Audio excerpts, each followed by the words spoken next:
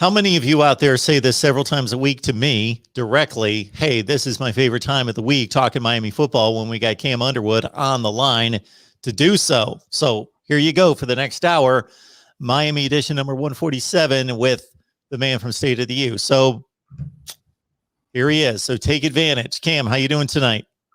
I'm doing good, doing good. Just hanging out, here and everything. So can't complain. How about yourself? I am doing well. I was lamenting to Cam about a number of travel issues before we started to record here. I did a couple live streams from the airport, so I was able to complain. It's nice to have a platform once in a while when you can complain about customer service and the like. It at least allows you to vent a little bit more than a lot of people are allowed to when there's a few hundred people, if not more, that are willing to listen, even if it does no good. All right, let's talk some Miami football again. Recruiting's at the top of the priority list and will be for the next couple months before we get to August camp. Now, one that got away that you and others were pretty confident about this commitment coming to Coral Gables would be one Isaiah Bond out of Georgia. Your thoughts about how that went down and whether there's significant hope that he may change his mind? Yeah, that's one that, obviously recruiting's been virtual and everything for a while. But Isaiah Bond from Buford High School in Grayson, Georgia. Buford, Georgia, sorry. That's where Jess Simpson coached, was a legendary high school coach and everything, who is, the former and now, again, defensive line coach. Bond visited the same weekend that Ja'Carri Brown, the only commitment in this class, visited, the 4-star quarterback from Valdosta Lowndes High School. And so you're like, okay, this makes sense. Like, you're visiting the same weekend, we're recruiting you at the kind of, not the exact same level because quarterback is a little different, but, on the same cycle of timeline. Then you visit with this kid, when they took the unofficial visit, so no rules were broken. So if anybody's like, oh, well, Cam said to do it. Relax. You know what I'm talking about. They came to South Florida. They saw the campus, whatever. So, yeah, you're on the same timeline with that. And it, made sense that Miami was one of the first teams out there to really kind of be connected with Bond and really kind of push forward towards commitment and really kind of prioritize him. And it seemed like things were going that way for a while, and then not. It just kind of was – it went hot, then it went medium.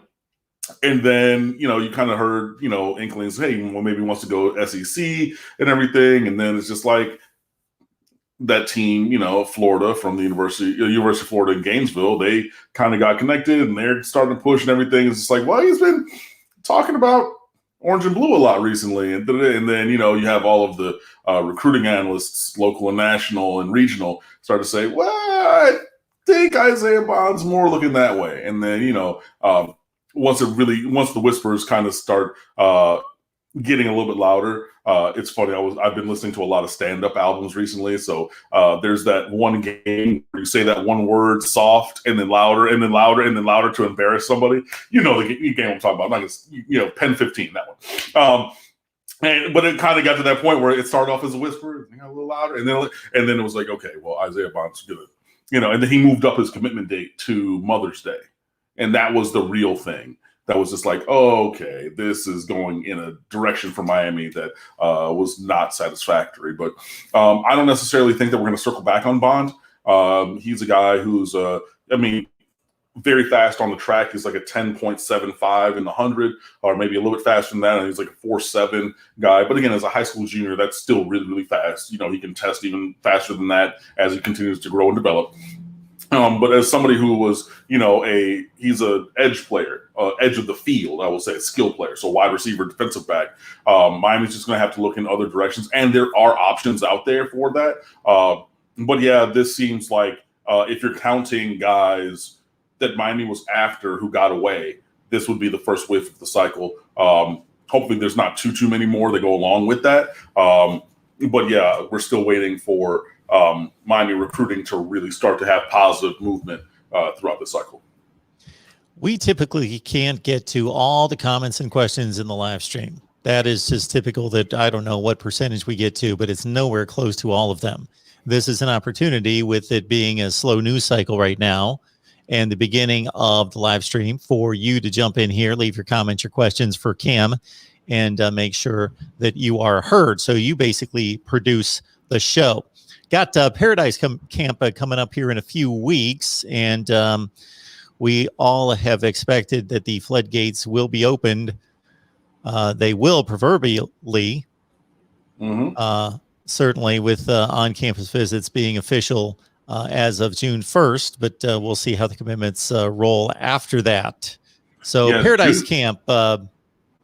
Everything opens up on June 1st for recruiting. So you can have on-campus visits and, officials, unofficials, like all kinds of, all the stuff that are the normal tent poles of recruiting. That comes back in like 2 weeks, basically 2.5, 3 weeks on June the 1st. So you're going to have official visits starting then. You're going to have team sponsored, or the Manny Diaz football camp, whatever they're calling it now. Was the Al Golden camp, the the on-campus team sponsored camp, both for individuals and then high school teams to come down and compete. So you're going to get a lot of visibility that way. And then Paradise Camp, that was a thing that was announced. It got out through the media yesterday. While I was at the secret day job, but that's as much of an announcement as you're going to get right now. Because, it's one of those things, you float it out there and say, well, hey, we're not ready to make an announcement, but we'll tell doom, doom, doom. And then, hey, all of a sudden, it's out there. So yeah, Paradise Camp is coming back. You're going to see announcements for all the other ones: Friday Night Lights at Florida, Saturday Night Live at Georgia, or Dog Night Saturday Night Live. All the big major tentpole recruiting events, the Spotlight Premium Premier recruiting events at colleges around the country. Those are going to be back. But obviously, Miami-centric, the Paradise Camp is going to be back this year. So now that you put that out there, you now play that game of trying to get the talent to come down to Coral Gables. And over the short history of Paradise Camp, it has been one of, if not the most talented or talent-laden camps anywhere in America. I've been to a couple of them, seen all these guys in person. You have guys who are playing all over the college football landscape, G5, P5, whether they're role players, superstars, All-Americans, all kinds of guys have been there. Devontae Smith was there. Jaden Hazelwood, who ended up at Oklahoma, was there. Alex Leatherwood, who was a first-round draft pick from Alabama, left tackle, he was there in the past. Gregory Russo, obviously, from Miami, was there. The list goes on and on and on. I've wrote about it on State of the U. You can go and check out the lists from Paradise Camp over the 5 years that it's been in existence. It's always been a premium event. The first year, I would have taken the roster from Paradise Camp over either of the All-American games at the end of the season. Not even close. That's the kind of talent that was on hand, here. So you start to build that momentum, hopefully, by, putting it out there that this is going to exist, and then say, okay, who are we going to get down here? Well, who are going to be the players that are at the top of that list this year? Obviously, you want to get most of the guys, as many from South Florida as possible, and then you start selecting those national guys and really trying to get them to take an unofficial that same weekend and have them come down and things like that. So that's going to be a major, major push area. I need to go through this article, but, again, somebody who I trust in the world of recruiting, somebody who I think has a really good brain for this thing to really kind of set plain what's actually happening. Bud Elliott, now at 247, good friend, former colleague here at SB Nation, he wrote a thing and said, if you look at the number of commitments through the month of May, last year it was like 165. This year it's 23 across the Power 5 landscape.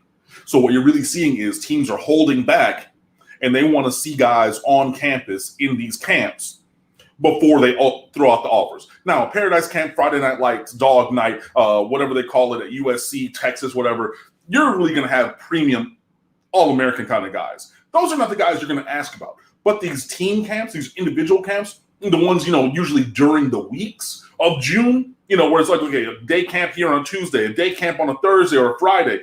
Those are the ones where you're going to have guys who are really coming and pushing for offers who at this point might have in other non-COVID affected years to this point of the cycle would have already had offers, but they don't currently. And so these programs are really saying, okay, we had this recruiting cycle that was all done virtually, but we'd already built up all this information because it was really into the senior year and we've already had the junior evaluation. We've already had them on campus. A lot of these guys now in this current class, in the next class, you might have had them on campus as an 8th grader, maybe a 9th grader. Hopefully their bodies have changed. Hopefully their game has changed. Hopefully their athleticism has changed. So you really want to see where they are in the development process now. It's funny. I was talking about a kid online a while ago, Josh Sanguinetti from University School.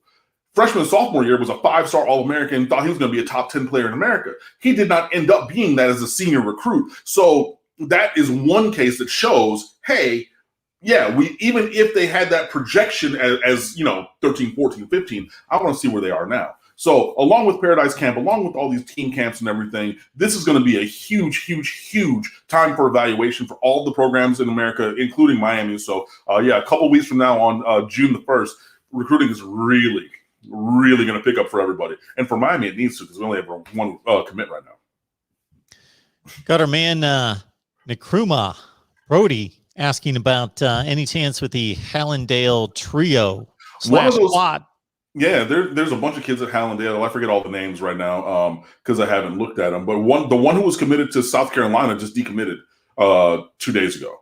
I think that was the Edric Weldon kid. I think it's like a 6'4" safety. I want to say that's the one. But yeah, so he committed to South Carolina and then decommitted like a month and a half later. So he's a free agent right now in terms of recruiting. So yeah, that's someone we can connect with. And again, I think that Miami is going to do the job that there is to be done to connect with all of the available talent at all these different teams and schools around South Florida to try to find guys for this roster. And I know that Hallandale does have 3 or 4 very good DBs, and that's a place where you're going to have to go and look because you don't want to let all those guys get away necessarily. But I think that there's a chance maybe with 1 or 2 of those guys. I don't think that we're going to go 4 for 4 or anything like that. Obviously, you saw the Palmetto 5 last year and we got 2 of those guys. Hey, I would have liked 3. 4 or all 5 would have been great, but you end up with 2 of them, and 2 premium guys in Brashard Smith with electric speed and Leonard Taylor, who's a defensive tackle and everything. And everybody was talking about he was going to play defensive end. He's already up to 6'5", 310 pounds. He's not playing nobody's defensive end, guys. So all those, hater fans from other teams like Florida where Taylor flipped from, you can shove all of that. But in terms of Hallandale, I'm sure that, they're well known and they're a place that the staff is going to go to in this recruiting cycle. But we'll see if any of those players commit here. Cam Underwood, State of the U, talking up the Canes. Leave your comments, your questions, your debate topics. And, I'm going to hammer this home, as I have a number of times. A few different ways that you can contribute beyond the just leaving a comment, just kicking back, listening is hit us up on the Super Chat, of course. Also, if you want to directly contribute, if you're savvy in regards to understanding the filter that is YouTube, in a monetary sense, you can hit me up at Venmo, PayPal, and Cash App. And if you want to directly contribute to this show, just put Miami or put Cam on there, and you can bypass YouTube to a certain extent. But we certainly welcome and applaud the Super Chats and appreciate those as well. Also, let's get this link out there. I know there's a ton of Miami fans out there, of course, and Cam does a tremendous job on here, as do others, but Cam in particular has joined us many more times than anybody. And I just think that if we would get the link out there and let people know that we're here every week, in the next few months, we could explode. All right.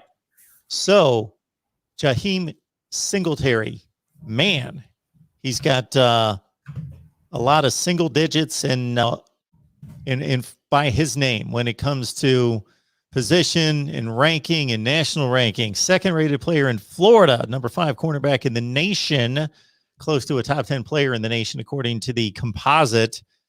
So we've got our guy Gage asking about the possibility that he flips and chooses Miami. No.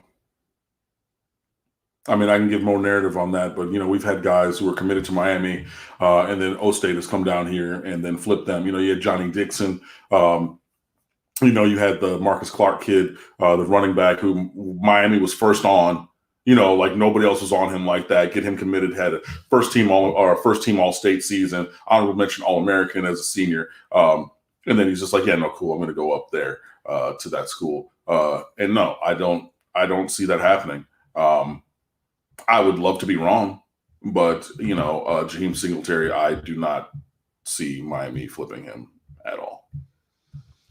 Thomas would like to know, certainly letting us know that he loves watching the show. We appreciate that. Either of you going to the Miami, Alabama game, which I am not. No. Okay. I mean, again, the only thing that would take me up there, because I'm sure that I could finesse my way into a ticket, or I could find my way there. Only if my good friend Phil Jones, shout out to Phil, if I go up there to go see my play nephew, his kids and everything, that would be the only thing. Take a long weekend, go chill with the homie, and his family. That would be it. I would tie that together, but I'm going to have a good view of that from wherever I watch it down here is what I think.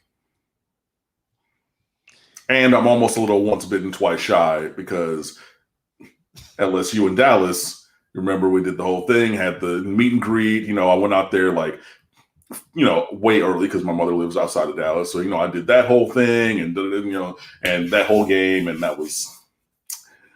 that did not meet my expectation or excitement. So I don't know if I want to go and do that again. Yeah, not a pretty outcome against LSU in that season opener. Chuck Mo Bear, appreciate that so much. Hello, Mark. Cam, great show as always.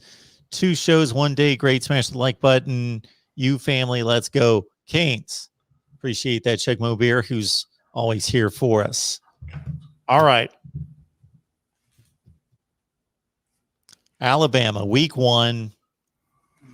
I think you're pretty much in the same camp that I am in regards to the competitiveness, expectation of competitiveness in this game, that it's not some crazy, these teams don't belong on the same field, anything like that. Alabama is decidedly the better team, the more talented team, has the program in place, the coaching staff, the head coach, all that stuff. But it's not, it's most likely the best team in the country against the 15th best team in the country. It's not, there's 130 teams playing FBS football, and Alabama's going to line up against the New Mexico States of the world a week or 2 after that, and they're going to, lay it on at whatever pace they want to. They can name the score. So if it's 56-3, it could have been 90-3. Right. So it's yes, it is a huge mountain to climb. It's substantial. It's not expected, but there's going to be a lot of NFL players on that field on both sides. All right. So how do you possibly gauge or alter your opinion and expectation of this game between now and then, when we don't have preseason football, outside of injury, some crazy injury that would alter the competitive aspect? No, that was going to be my thing. It's going to be injuries or something like that. And the expectation, obviously, I want to compete, respect all opponents and fear none. I know you've heard me say that a lot, but I mean, if there's an opponent to be feared, it's Alabama right now, because that's a monster. That's a monster program. That's a monster team. And they're very, very talented at every position. They just have 5-star after 5-star after 5-star after high 4-star after All-American after all-conference after, just everywhere that you look. You get, incredible transfers. Jamison Williams and Henry To'o both go there, to help round out their roster, which, they've been recruiting at such an incredible level. It's remarkable that, they still are just at the top of the roster, just saying, I don't have just that first-round draft pick at linebacker right now, because the one that I have is 2 years away from being a first-round draft pick, but I don't have a current cycle first-round draft pick. To'o come on down from Tennessee. I don't have this guy, Jameson Williams, come on down. And it's just you're plugging and playing. And it's like they're already recruiting at a level that's never been seen before. And now they're in the transfer portal to a level that, I mean, the only other team that really has had the kind of success that they're looking for in the transfer portal has been Miami. But you're even taking what Miami's done in the transfer portal and you're leveling that up. It's a daunting task, you know, but you're going to have to really just, we have to focus on ourselves. We have to do what we need to do and mitigate the errors, because their speed and their physicality from Alabama will force you into errors. It's the exponential growth version of what St. Thomas Aquinas does in high school football down here. And everybody thinks that they just score 95-yard touchdowns every time. That's not how Aquinas beats you. They score because they're going to give you the ball first. They're going to stop you. They're going to score. You're going to try to return the next kickoff. You're going to trip and get stumbled and down at the 8-yard line. You're going to have 3 negative plays. You're going to get a punt block. They're going to score again. It's 14-0. You're going to take the next kickoff back to the 20. Then you're going to have a punt that gets tipped. Now they're on the 35. Now they scored again, and it's 21-0 halfway through the first quarter, and they've only gone the full field maybe one time. But any error that you make, they're going to capitalize on. That's what Aquinas has done for years. Go look at the scores. Go talk to other people who watch high school football down here. They're not usually just marching up and down the field because their defense and special teams are so monstrous that they don't have to go but 20, 30 yards. And here, over the course of time, you know, with the talent that they have and the size that they have on their roster, a 30-yard field, you might hold them to a field goal. But how many times in a 30-yard, 20-yard short field situation with your high school defense are you keeping Aquinas out of the end zone? Probably not much. But now if you take that and you blow that up on the next scale, right, where you have not just the best high school, not the kids in your town area, but the best kids from around, you know, anywhere, that's what Alabama does. They're going to take that pass. They're going to beat your left tackle around the corner. They're going to pick that pass off. They're going to run it back for 6. They're going to Jalen Waddle. Look at all those punt returns and things. It can even be 70 or 80 yards. But again, you're punting from your own 20-yard line to get it to their 25-yard line. Then you got a guy who was ranked behind Mark Pope coming out of high school in the same class, right? Who's the most electric wide receiver in America, an incredible return man. Now all of a sudden you're down 7-0. You punt it to him and you think it's down on their 20-yard line. There's no way all of a sudden you're queuing up the band because he's through the whole 11 guys and then boom, right? So that's what Alabama does to you. If you have any kind of weakness, they're going to attack that. They're going to take that away, or take away what you do well, and they're going to hammer what you do poorly, or you can't stop, or can't block, or haven't schemed for, or whatever. So for Miami, it really comes down to the preparation since last year of what the scheme is going to be, because we've seen Manny Diaz teams be ill-prepared for big moments and coming off of bye weeks. So hopefully we have something, and we have the physical presence to withstand what's coming from the other side, because they got some big dudes and some fast dudes everywhere. And we have to deal with that, you know? And I know that, look, we got big dudes and fast dudes too. We don't have as big or as many or as fast, but we're not a team to be trifled with. But we have to really, at every opportunity, we have to hit that play. We have to make that tackle. We have to get that sack. Like, there cannot be 2017 ACC championship game. Play action to Jeff Thomas. You can't miss it. If that kind of scenario, that similar play in this Alabama game happens, you have to hit that throw. You have to catch that ball. You can't drop it. You can't fumble it. You can't get raked through with the arms. I don't care. But you have to make that play. You know, all those sacks that Gregory Rousseau had where the quarterback almost got away, but that was a sack. I need all of those almosts to be sacks. That's why he had 15.5 that year and not 7. All the almosts for Rousseau ended up with the quarterback on the ground. That finishing ability for those plays, that's what needs to happen. So that is where the path is for Miami. Now, we'll see if we can do that. We can see if, to this point, it's going to take the game of their life from every coach and every player, period. It's going to take that.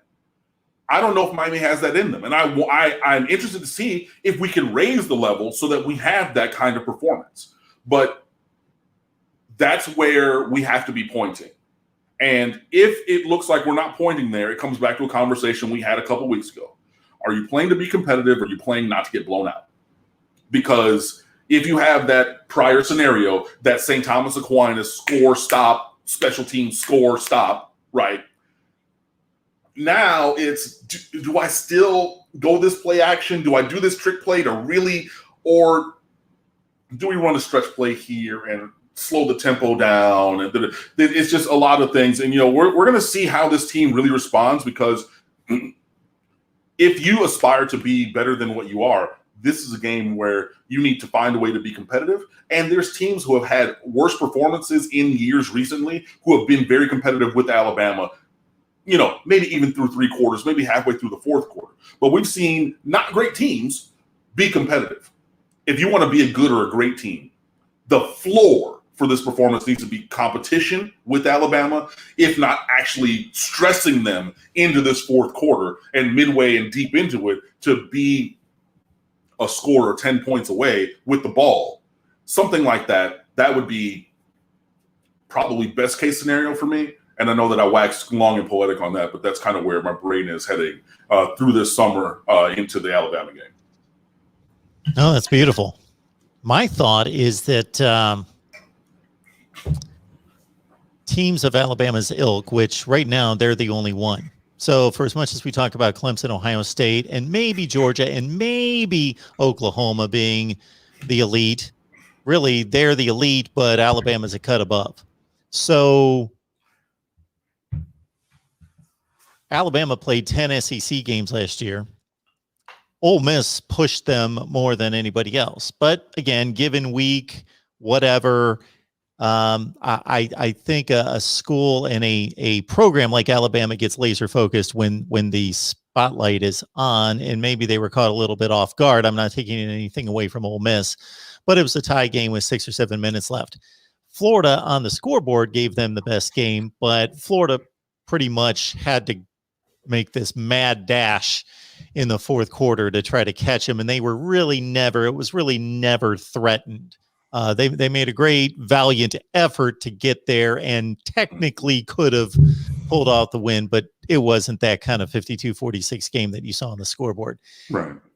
Alabama took an Ohio State team that just beat Clemson by 3 touchdowns, and both teams were compromised by injuries, and I'm going to say equally, although I think Ohio State didn't have the depth to compensate a Trace Sermon or their best guard who just got taken in the 2nd round of the NFL draft, where Alabama just plugged in the next guy, even to a degree beyond Ohio State what they can do, and they whipped them. So you're taking the elite and you're saying Alabama's even they're elite, that the leader. Yeah. And that's the level that they're operating on right now, to be perfectly honest. They just played 10 SEC games, no cream puffs, and they roll through that schedule and the playoffs and the championship game. And I know that they've lost a bunch of NFL talent, but they do every year. Absolutely. So we've got Joseph asking about any particular news on the progression of the wide receivers, Peyton and Redding. All the talk about the other young wide receivers, wanting to know about these two. Not really much through spring. I know Redding had a big scrimmage. Wasn't Peyton dealing with an injury or something still? I thought that was part of his spring. But, hopefully, like I said a couple weeks ago last time on here, everybody, including these two, are taking advantage of the time that they have now to really work on their craft, especially in that wide receiver room, because Miami has 12, and you're not playing 12. So, if you want those snaps this year, you're going to have to work because, at the top you have Harley, Rambo, and whoever number 3 ends up being, right? So those 3 who are going to start, they're going to take a majority of snaps, especially Harley, who's like a halfway decent season away from being the all-time career leader in receptions, yards, and touchdowns at the University of Miami, which is crazy. I mean, all three of those stats. He could be at the top of the list, and that's like over, Andre Johnson, Santana Moss, and Reggie Wayne, respectively, I believe. Or Michael Irvin for the touchdowns. But yeah, I mean, he could eclipse all three of those gentlemen with a halfway decent season. So he's not somebody you're taking off the field. Charleston Rambo, that's your wide receiver number one. You're not taking him off the field for somebody at the end of the depth chart. So those are two spots where, set it and forget it. Those are your starters. So now you've got 10 guys competing for, what are you going to play? 5.5, maybe 6. So you got 10 guys fighting for 3.5, 4 slots. You know what I mean? So I'm not going to put it past them. We'll see what these youngins are talking about when they get on campus. But there's lots of dudes, bro. There's lots of dudes in that wide receiver room. So, this is a time where you need to embrace the process. You need to embrace, the work that it takes to become and stay great. And it's just like any great player has said. And I know that Kobe Bryant, God rest his soul, talked about it. Michael Jordan, LeBron James. The better that you are, the more work is required at that level. It's not that I'm great and then I can chill, and just show up for games. No, the better that you are, the higher caliber your skill in whatever industry that is, right? Because I always said this to my choir kids. I said, yeah, we made it, we got straight superiors at districts. Now, the evaluation level at state, the evaluation level for this competition that we're going to in Georgia are above that level. So no, we're not going to party between now and then. We got to get on this grind and tighten up those errors, those little things. If you're a basketball player and hey, you're first team all state or whatever, cool, you're going to college, you might not have used your left hand a lot in high school, but guess what? You got to be fluent with that going into the league. Or going into college and then, moving forward. So this has to be the time that they're working for that development, or Redding and Peyton or whomever is not taking this as seriously and not working as hard as maybe somebody else is. They're going to be on the outside looking in because, again, sheer numbers, 10 dudes playing for 3.5, maybe 4 slots in the rotation behind Harley and Rambo. Good luck. And if you're not looking at that as a challenge accepted, then good luck somewhere else. Cam Thomas is asking if Manny Diaz is gone if Miami does not win the ACC championship or get to the ACC championship game. That is a question. I think that it's more about the how than the top line of, okay, simply if they do not. If they don't, and it looks like Rick's last year, if it, 2018, if it looks like Al Golden's last year with his part in 2015 or something, if it clearly looks like we've taken a step backwards. Hell, I'll even go to Manny Diaz's first year when we lost to FIU, and they're still shit talking about that. God damn. But if this takes a step backwards in that kind of a way, then yeah. But like, you go 8-2. Or not 8-2 because there's 12 games. Sorry, 10-2. You go 10-2 in the regular season, lose to Alabama, lose to North Carolina. They go undefeated in conference and they make it instead of you. That's not a fireable offense. That's not a lose your job worthy season. I don't think. But if you go 7-4, 7-5. And 4-4 in the ACC, and we're doing that whole can everybody in the Coastal be 4-4? With the whole transitive, everybody in that division beat somebody who that kind of thing. Then that would be going towards fireable. So this is a conditional question for me. Like, simply, if we don't make it, is that by itself a reason for him to lose his job? Absolutely not. However, if it looks in some of these other poor ways that Miami has had these poor seasons previously, then maybe, quite possibly, that could be the thing where, see you, buddy. Yeah, it's arguably been the worst division in college football for about the last 10 years. Therefore, we've seen a lot of marginal teams that were roughly top 35 to 40 teams, i.e. a Pitt 2 years ago that went 7-7, win the division. Is that impressive, winning the division? No. You were able to outlast 6 other teams. But whether this be, I would say, good for the ACC, potentially not so good for Miami/North Carolina, that we've got the potential to see for the first time in years in this division, two programs emerge as really good teams, North Carolina and Miami. So to Cam's point, Miami could lose a game at North Carolina, lose the division based on that, still have a tremendous season. And I don't think Manny Diaz is going to be in jeopardy if they go 10-2. And even if you extend it out and say 9-3, we have two ACC losses. Carolina has two ACC losses, but they have the head-to-head tiebreaker, and that puts them, so even if we're not saying 10-2, fine. Even if it's a 9-3, even if it's an 8-4, 8-4 means 3 losses in the ACC. 8-4 starts to get a little dicey for me, to be perfectly honest. Sure. But I mean, if you're 9-3, 10-2, depending on how it looks and where those losses come, again, let me stop and say, I want Miami to go undefeated for the rest of history. I don't ever want Miami to lose, but I have a brain in my head that works, and I don't think this team is undefeated caliber this year. So, and I'm just answering the question that was asked. So, if you're in that, 10-2 range, 10-2, 9-3, and the happenstance of the season keeps you out, a head-to-head loss to them or to whoever makes it or whatever, blah, blah, blah. No, not whoever makes it. It would have to be Carolina because there's nobody else in the division who it would be acceptable that we would not make it because of. Yeah, that would be a thing where, okay, I think that you still have positive momentum. You're probably still recruiting really well because you're in that 9-10 win range going into the postseason, 8-4 or lower, that's really when things start to get a little toasty for Manuel Diaz. Yeah, 8-4, like you say, 3 losses in the ACC, 1's to Carolina, assuming that they're going to be as good as people expect them to be. That's 3 other losses. Just go to the Miami schedule and pick out 3 losses. Well, no, it's 2 other losses. I'm sorry. Yeah, 2 other losses in the ACC, but pick those out, and they're not going to be pretty.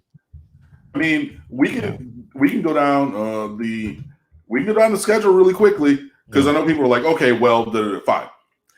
1. Again, I don't like it, but Alabama, that's a loss. Appalachian State, Michigan State, and who is this? Charleston Southern or something? Coastal. I don't remember. Central Connecticut. Central Connecticut. That's who it is. Yeah, CCSU, whatever. No, nobody cares. Your ACC schedule is Virginia, Carolina, NC State, Pitt, Georgia Tech, Florida State, trash, Virginia Tech, and Duke. So, again, you're saying you're going to lose to, in the scenario of 8-4, you're saying a loss at North Carolina coming off of a bye, and then 2 losses from Virginia, NC State, Pitt, Georgia Tech, Florida State, Virginia Tech, and Duke. There's not 2 good, acceptable losses on there. And this could be me being cocky Miami fan. I don't care. If you root for whatever team, of those other teams, you do not see 2 reasonable losses. You don't. And so if this is the case going into the season, and we all know this and can agree upon this, I don't care who you root for, Washington State, Southern California, Michigan, Idaho, Texas, I don't care. Reasonable, you can say there's not 2 reasonable, acceptable losses there. Henceforth, therefore, if you lose to 2 of those teams, in addition to losing to Carolina, in addition to losing to Alabama, now we got to have a very serious conversation about Manny Diaz. If that were to be the scenario.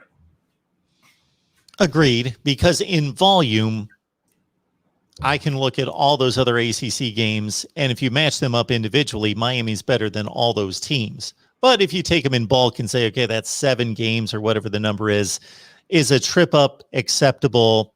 No, it's not good, but it's understandable tripping up against NC State, let's say. They're a decent team. They'll probably go about 8-4.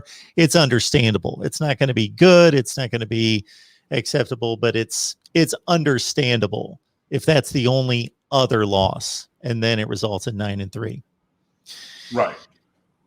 So James is saying here, and I don't think, Cam, you can correct me if I'm wrong, I'm not nitpicking here to say top 10 recruiting classes. If Alabama is your standard, that's not going to cut it. We just outlined an Ohio State team that recruits number 2 or 3 in the country every year.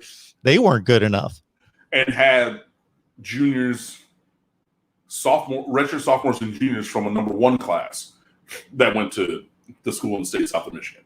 So, I mean, honestly, it's not even about all that. I mean, even though it does matter and you want to have the best depth and roster talent and things like that.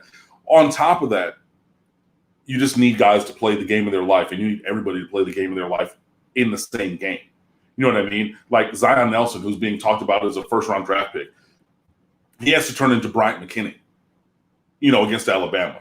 Tyrique King has to have the game of his life. All your running backs, all your other wide receivers, your defensive backs, not missing any coverages, not dropping any interceptions, not missing any tackles, like special teams, coaching, play calling, timeout management, like every single thing on the Miami sideline and on the field for them wearing, whatever color it is. I think we're going to probably be wearing, white over orange. If I were to guess right now, way in advance, I have no advanced knowledge of that. I'm just thinking, okay, for a feature, game, probably going to go white over orange for being the away team. That's perfectly fine. But anybody who's wearing those colors on that day has to have the best game that they've ever had. And to be quite honest, you're probably going to need Alabama not to be on their A+ game. You're probably going to need to have Alabama play a BB+ game while you're playing a legendary, Al Bundy 4 touchdowns against Polk High game. That one that you remember, bro. Remember that one time, man? Oh my God, that game has for everybody needs to be against Alabama. It's just going to take that kind of an effort, and I think that we have the talent where you have guys who can play the best game of their life, and that best game of their life be to the level that you can compete with or beat Alabama. I just don't know if every single player who you need to have the game of their life is going to have the same game of their life in this one game where you're going to need all of that to make it happen.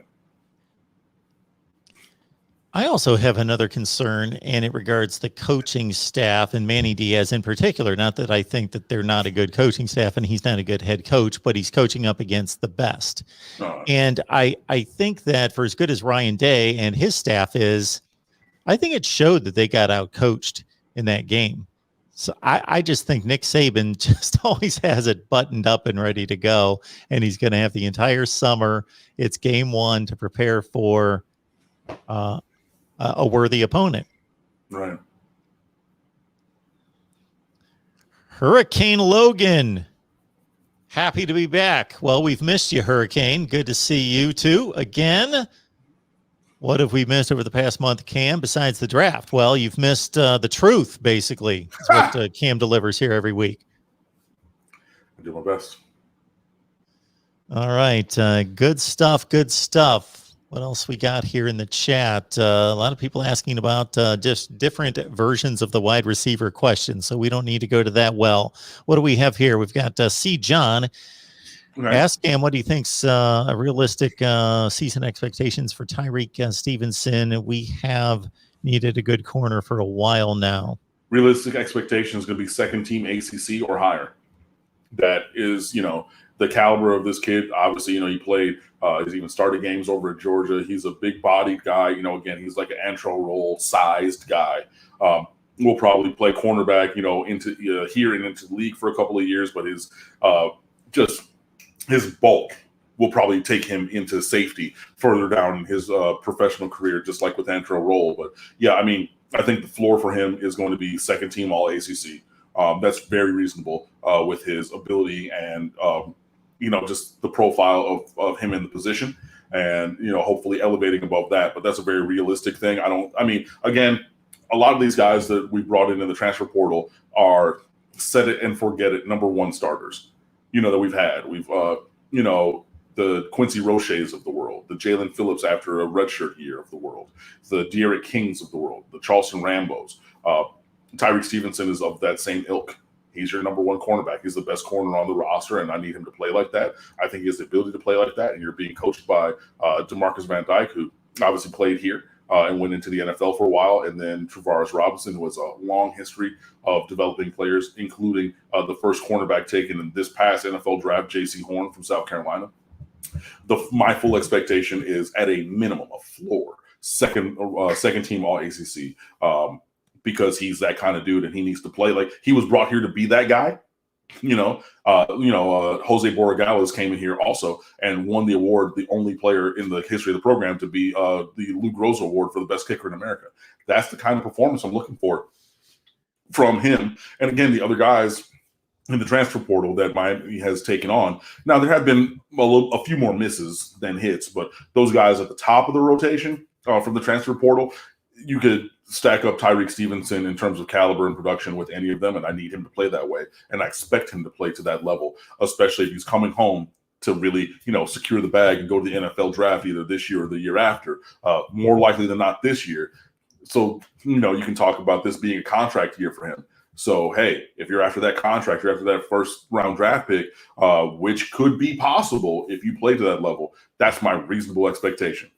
Go get it. The caveat on the All ACC selection would be that the folks voting on the All ACC team are doing their job. Whatever. Gregory Russo's second team All ACC, but first team All Americans. Morons. That's why I gave that as a caveat. No, you're right. You're right. I mean, but that caliber. Sure. You really don't care if they're voted there. Well, they do. No, I care. It should be correct. Well, you know what I mean. If he turns in the performance. Shoot, right. Sean Wade was the defensive back of the defensive back of the year in the Big Ten, and I don't think any of those individuals watched him play this season. My goodness, he was awful. Right. Yeah. All right. Cam Underwood, State of the U, breaking it down for us as he does each and every week. And again, I'm serious about this, folks. Let Miami people know. When I say Miami people, I'm talking about Canes fans.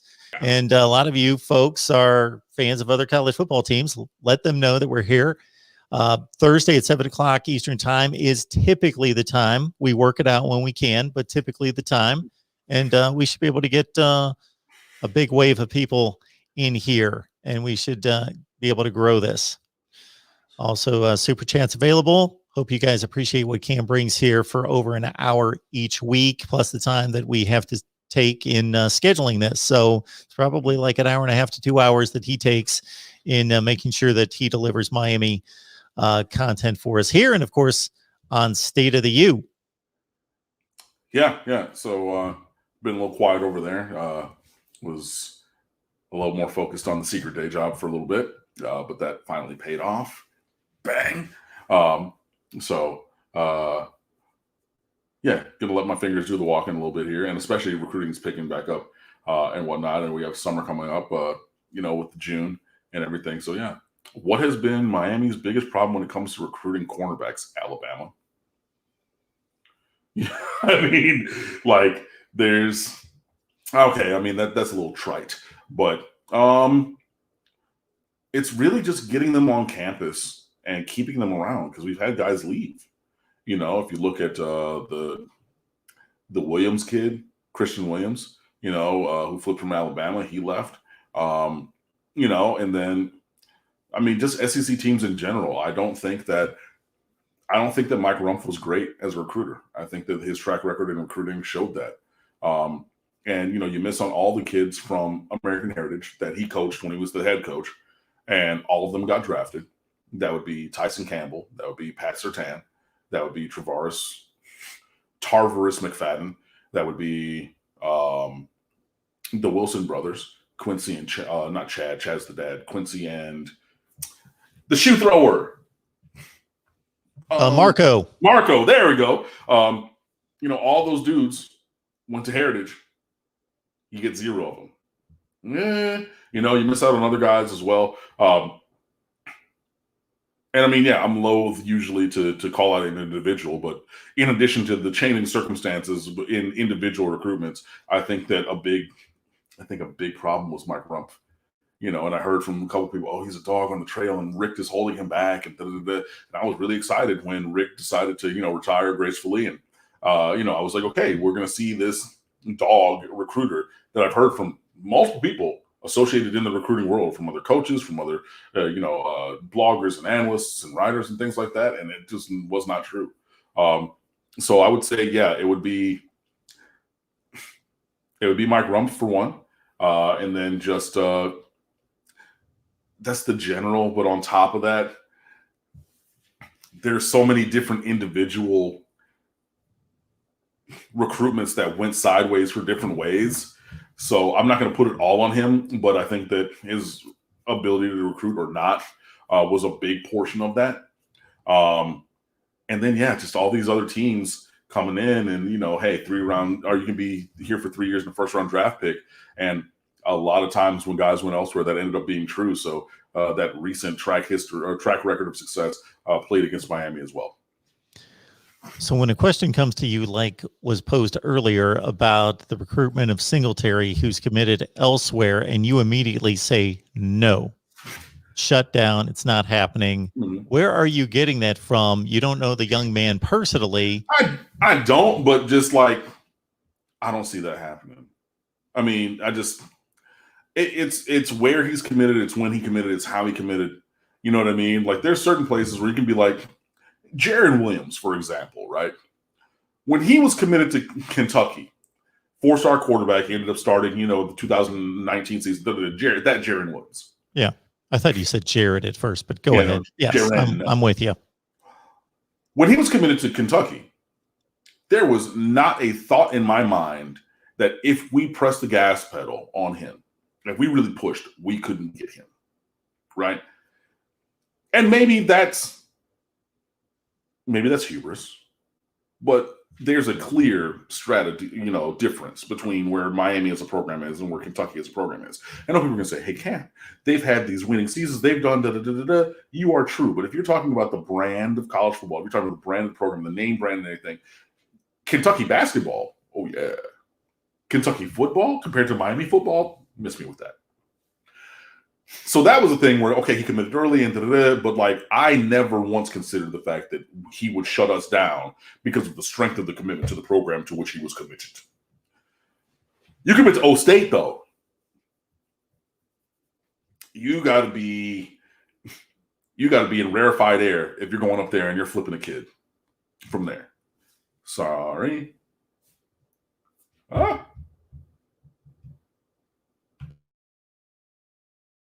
I sneezed, but it didn't come. Sorry. But yeah, I mean, with that, and then seeing also the track record of success since Urban went there of kids from Florida going there, right? And also the track record of success of defensive backs from there going into the league and things like that. You pair all of that together, that's a tough sell. And on top of that, Miami wasn't even ever mentioned with Singletary. So not only are you talking about flipping him, you're basically talking about from now until early signing, which is, so you're talking 7 months, almost to the day, from scratch for the number 2 corner in this class. And we know that recruiting high-level athletes, that's a 2 and 3 and 4 year process. Look at Avante Williams. When he committed here over Florida, he said the history of the connection between him and the staff here, Ephraim Bonda, from when he was a freshman and Lorenzo Lingard was a junior, and they're cousins and everything. But that's when, as an 8th grader, because it was Lingard's sophomore year, Williams's 8th grade year, that's when Miami started recruiting those guys. So it's a multiple year thing. So you're basically saying this thing to recruit top level talent, which everyone in the industry, every coach, every recruiting writer, every analyst will say takes multiple years for the super elite guys. You're going to name a super elite guy and say, we're going to go from 0 to flipped from one of the DB factories currently in college football, one of the places where Floridians of a high caliber go and succeed. We're going to supersede all of that from 0 to Miami in 7 months? No. But I would love it if they prove me wrong. I'm just impressed that he processed all that in the matter of about 4 seconds to come up with that answer, because it all makes sense. Yeah. It all makes sense. But like this is, I mean, it wasn't the first time I've thought of something like that, but yeah, I mean, there's a lot that goes into that, but yeah, that's kind of the computer calculation in the head. If you're like, oh, a billion calculations per second, it's like all of those kind of like, yeah, no. Again, and not to be understated or anything, but the fact that like Miami was never linked with him really in this recruiting process, what are we talking about then? Falcon ERX for about a third time today. Thank you so much for the super chat. We appreciate that so much. And we are running low on time, but certainly want to honor this because, of course, Nebraska football is a priority. And I've got a live stream coming up with Nebraska football on our Nebraska channel. Falcon ERX. Cam, explain to Mark. Okay, I'm going to kick back and let Cam explain this to me. How special Coral Gables is. Not a college town like South Bend or Gainesville. Not for everyone. It is a special place. It's a near-lying suburb to Miami. Miami proper. It is in Coral Gables. The University of Coral Gables. It's not in the city of Miami. It does have a Coral Gables 33146, I believe, zip code to it. But it is a very affluent suburb, near-lying suburban area. You have the iconic, oh my God, what's the hotel? The Biltmore Hotel. So if you've ever seen the iconic movie Bad Boys, Martin Lawrence and Will Smith, the suite in which, okay, and this is a spoiler alert to Bad Boys in case you haven't seen it from 20 something years ago, but the suite that the first young lady gets shot in and the other young lady's running over the roof and jumping into the L-shaped pool, that was at the Biltmore. That's the Al Capone suite at the Biltmore in Coral Gables. Legendary brunch. It's like $145, but it's incredible. It's incredible. If you're ever down, go and do that. Right across the street from a church that I used to sing at when I was in college, that my college director was a musical director at. Anyways, but yeah, you have, if you take tennis and golf, the class at Miami, you take it at the Biltmore. There are these tree-lined streets. There are these beautiful, beautiful homes of all kinds of designs. It's very different than the urban setting that you would think of. Like if you see, on every broadcast, South Beach, you see what that looks like. It's lush, it's green, it's tree lined, it's different in Coral Gables. It's a different speed, it's a different pace. You have Miracle Mile in there. You got there's a big, beautiful church that we had choir states at down there. The City Hall, the Biltmore building where my choir once had they had the annual caroling competition that we competed in and took second place one year. There's all kinds of shopping. There's food. There's high-end retail. It's just a very different place. You got the Vizcaya Gardens and pool, this beautiful handcrafted stone pool that is unheated but heated by the sun, and everything that you can go to. There's so much to explore in Coral Gables. There's so much to do there, but it's not necessarily hip hop and R&B. It's not South Beach or Brickell downtown, or it's not that place. It's a different feel. It's a different vibe.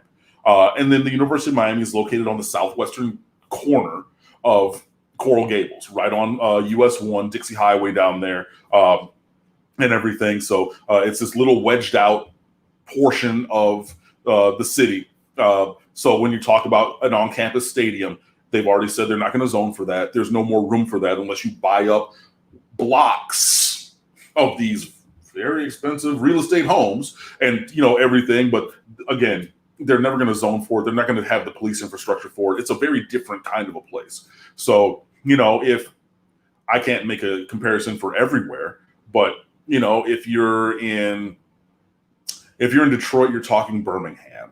If you're in Chicago, you're talking going towards the north side towards Evanston. That is the feel of a Coral Gables. Now it's very close to Miami, so you got all these kids from Overtown, Opelika, Carroll City, way down south, Pirine, down by Palmetto, way down there in Cutler Bay. It's not far to get to for any of them and their families. Obviously we play at Hard Rock Stadium, which I know is not on campus, but it's a world-class, place, a world-class sports venue. That's even going to be hosting a F1 race for a few years, which is huge. And I'm getting into F1. And if you have not watched that F1 document series on Netflix, you need to watch it. It's incredible. But it's going to host F1 races, Super Bowls, national championship games, all kinds of great things. And it's in Miami Gardens, but it's right up the road. So that is also a big draw. But yeah, to Falcon ERX's point, Coral Gables is not a standalone college town. It's not Ann Arbor, Michigan. It's not South Bend, Indiana. It's not Gainesville, Florida. And a college town, in my estimation, is a town that would not otherwise exist if not for the university that is there. East Lansing, Michigan is a college town kind of, but it's right next door to Lansing, which is the state capital of Michigan. So it's kind of a college town, but kind of not. Ann Arbor would not exist. Gainesville would and should not exist if not for the university that's there. So it's a very different kind of experience for people. And if you come on down, if you're a Canes fan and you finally walk around campus and everything, you can walk from end to end of the Coral Gables campus in probably 10, 15 minutes, from like boundary to boundary, like outside boundaries. If you go to, and I went to Notre Dame when we played up there a couple of years ago, you're not going to walk from end to end of anything except for maybe the parking lot in 15 minutes. When you go to somewhere like that, it's a very different kind of a feel. But Coral Gables is a special place. It's a really incredible place. I'm so very glad that Vanderbilt did not give me the extra financial aid that I wanted to go there, and I ended up at the University of Miami. It was the absolute perfect place for me. It's an incredible institution. It's a wonderful campus that's always getting developed. There's fundraising campaigns. Donna Shalala, and I know that she's controversial, but she led multiple billion with a B dollar fundraising campaigns to improve the campus. You have the Shalala Student Center that they're going to rename for a famous African-American or notable Black student previously at the University of Miami. You have the Frost School of Music, which is an entire basically new campus. You got all these new practice rooms. You have the music library overlooking the lake. You have new football practice facilities. You got new classroom buildings. You have the there's not Huizenga, whatever the School of Business is over there. You got the art studio. You got the art museum on campus. You have all these things going on here. You have all these things developing. And I didn't even mention the fact that like almost every single dorm has either been refurbished or redone. And even my dorm that I stayed in all 5 years, because it was 4.5 years, right around the corner from the School of Music. So I could like roll out of bed 3 minutes if I caught the elevator on my floor, 3 minutes from my bed to my classroom. They're even tearing down those old 1950s and 60s and 70s dorms to put up new stuff in their place. It's an incredible place. And you should be proud to root for a team from that university. And if you ever have the chance and you are a Miami fan and you've not been there, and again, I was a Miami baseball fan, sight unseen. I'd never been to Coral Gables. You know what I mean? But when I took my tour at the University of Miami as a high school senior, other than Vanderbilt, because I fell in love with Vanderbilt for other reasons, it was really hard. Like I had to convince myself not to be sold on the University of Miami because I had this pipe dream at 17 or 18. I was going to go to Vanderbilt. Like I had to like actively say, I feel this and I want this, but I'm going to say, well, what I wanted first is what I really want, even though this is objectively better. It's a special, special place. And I urge everybody, if you come down for a game, carve out a couple of minutes, maybe fly in on a Thursday night, take Friday off from work, right? If it's a Saturday game that you're coming down for. Take a couple out. Because traffic is one thing, and then you're going to want to experience it. Take a couple hours, half of the day, leave in the morning, go down, walk around campus, grab some food at the Rat, which is grandfathered into a liquor license. So even though it's connected to the student center, you can still get liquor there, like when it was a freestanding building and everything. But go to the Rat, have a couple wings, have a pitcher of beer, sit in a glider out there by the lake, watch, people watch as students are walking by. You have that serene environment. Go look at the Olympic-sized diving pool that's right there at the UC patio. Go to the bookstore, get something, to memorialize your trip with. Walk over by the Hecht. Go look at the practice fields because you can see the practice fields from one of the parking lots. You know what I mean? Like, I would urge you to do that because as much as we talk about the team on the field, as much as we talk about the player movement and development and things like that, this is all rooted in a love for the University of Miami in the wonderful city of Coral Gables. And I have not been, compensated by the Coral Gables tourism department. I am not, saying, hey, I'm not getting any kickback off of this other than sharing my genuine, deep love for the University of Miami and the city of Coral Gables with all of you. And I hope that you're affected and moved by these words. And again, if you come down, I urge you not just to go to the game, which you should, and that's wonderful. But also go by the campus and see this environment that cultivates all and has cultivated all of these athletes, these wonderful players who have come through previously, the wonderful young men and players who are on the team now and will be in the future. It's a really incredible place. And I honestly thank you for that question, because I got to wax poetic about one of the most influential places in my life. And I could not love that place or that school any more than I do. I was going to say, in addition to already knowing that you had an alternate career option in being a recruiting analyst, choir director, of course, has been in your past and possibly in your future. I don't know what your aspirations are there, but it's distinguished in the past. Yeah. That we can add role selling the fine Coral Gables area with the Travel and Tourism Commission. I mean, yeah, it's a great place, man. I'm even more motivated to come down for a game now. Hey, man, you got money. We'll connect if you do. So absolutely, I'll be around and everything. But no, it's a wonderful, wonderful, fantastic place. And yeah, it's not. And to the other point of that question, it's not for everybody.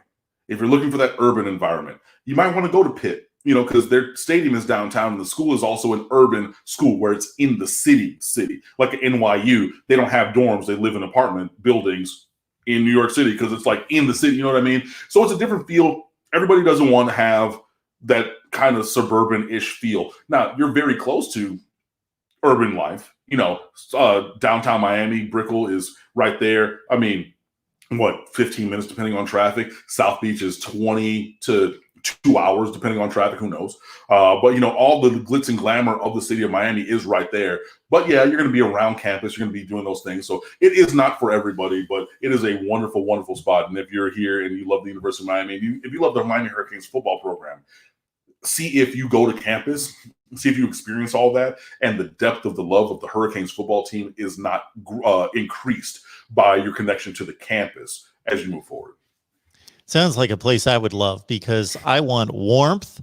I want relative safety. I want cleanliness. I want a place with vibe, environment that's not hyper urban energy all the time, but I don't want to live in the middle of a cow pasture or the middle of Montana. I want convenience. I want shopping, retail, restaurants, places to go. And I want some combination of, it sounds like there's a modern feel, but there's also some historic and character there as well. There's a building on campus that was the old art building that was used as a CIA headquarters during the Bay of Pigs. Like, you talk about history, like that's your living American history. Like look it up. They took one of the buildings and they're like, okay, cool. We're going to shop shop here during that. What are you talking about? I'm not even a big history person because I don't really like history like that. But really? In terms of sports, I like history. In terms of just general life, no. My good friend Jason is the social studies chair at Miramar High School, has been for a while. He loves all the history stuff. You can take all that, but in a specific context of music or sports, sure, I like that history. If you don't know what that is, go and look that up. But then you'll see this, which was a very large moment at that time. They came to the University of Miami and set up one of the headquarters during this large world event, right? So you even have that kind of history, not even just the history of, the area over by the Memorial Building where Santana Moss once saved me from getting pounded into the, pavement, or where, I've told that story before. I'll tell it another time. But true story, by the way. I'll tell it now. Long story short, there's some benches, and football players sat at the benches. So you knew if they're there, you don't cut between the benches. I was late coming from my job to go to a math test, so I was like, my classroom is right here. I'm going to take these stairs, but to get to those stairs from where I was coming, I need to cut between those benches. So I tried to cut between the benches. Big NFL offensive lineman, future NFL offensive lineman, stood up on face. Hey, cuz, what you doing? But I'm running like a nerd bomber. I got my backpack on. I'm coming from my job. I'm going to a test. I'm just trying to cut through. No disrespect. Oh, my God. He's like, you can't disrespect us in front of the ladies. I'm not disrespecting you in front of the ladies. I'm just trying to get this test. Come on, I'm already late. I'm trying to get in here. And so the other linemen who were there, they get up. Santana happens to have been there because he was a senior my freshman year. Go look it up, 2000. And he's like, hey, man, let brother man through. Cool. Awesome. Santana, I saw you today. He's like, hey, I said let you through. You're talking too much. Boom, gone, and I was out of there. But literally saved me from the fate I knew was going to befall me by trying to go there. So I can point that out to you. It has that history as well, but also history of the world from the Bay of Pigs, Cuban Missile Crisis, where, you know, you come down here, you have all these kind of things. So, I mean, you have individual history, you have NFL history, because you can look at any classroom building and say, oh, this is where insert player here went to class. This is where insert player here used to hang out. All that exists on campus as well. Awesome stuff. I enjoyed that. My Nebraska guy is going to kill me. So I will let you go, Cam. And I do have a question for you off camera. I can just shoot you an email, but be looking out for that. I do got a request of you. Okay. Thanks, Cam. Always appreciated. No problem. Enjoy, guys. And yeah, we'll talk to you soon. Be good.